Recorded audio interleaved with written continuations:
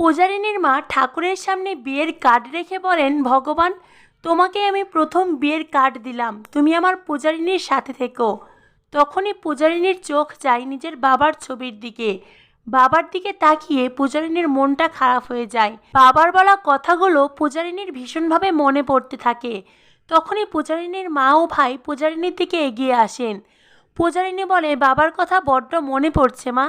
তখনই সকলেই স্মৃতিচারণে হারিয়ে যান। এদিকে ঠাম্মিকে নিয়ে পূজারিনীর বাড়িতে এসেছেন মহারাজের বাবা।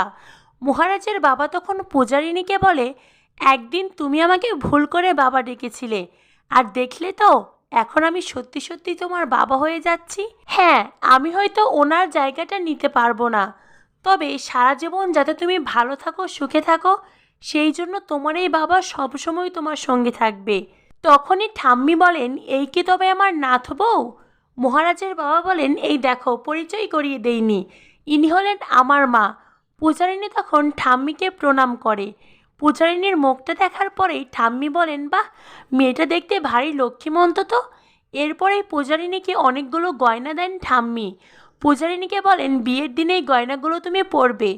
পূজারিনী বলে, আমরা গরিব বলেই কি আপনি আমাদের এই গয়না দিলেন? ঠাম্মি বলেন, না না, তুমি এইভাবে বলছো কেন? এটা আমি তোমাকে আশীর্বাদ স্বরূপ দিলাম। আর তাছাড়া আমার বড় নাতির বউকে নিয়ে আমার অনেক স্বপ্ন ছিল। আমার বড় নাতির বউ আমাদের গোটা পরিবারটাকে একই সুতোয় বেঁধে রাখবে, আর তোমাকে দেখে আমার তেমনটাই মনে হয়েছে, তাই তুমি এগুলো আমার আশীর্বাদই হিসাবে নাও। এরপরেই পূজারিনী গয়নাগুলো নেয়। এদিকে মহারাজের বাবার বন্ধুকে দিয়ে পূজারিনীর মাকে আড়ালে ডেকে পাঠান মহারাজের বাবা। আর তারপরেই তিনি পূজারিনীর মায়ের হাতে 5 লক্ষ টাকার একটা চেক তুলে দেন, আর বলেন, এই টাকাটা বিমলবাবু আমাকে রাখতে দিয়েছিলেন, উনি আমার কাছেই গোপনে জমিয়েছিলেন। পূজারিনীর বিয়ের সময় চলে এসেছে, তাই ভাবলাম এই টাকাটা এখনই আপনাদের প্রয়োজন। আপনি দয়া করে আপনার ছেলে মেয়েদের এই কথাটা বলবেন না। আপনার ছেলে অনি, ও তো তেমন একটা সুবিধার নয়, তাই বিমলবাবু এই টাকার কথা আপনাদেরকে জানাননি। আপনি প্লিজ এই টাকাটা নিয়ে নিন। তখনই পূজারিনীর মা টাকাটা নিয়ে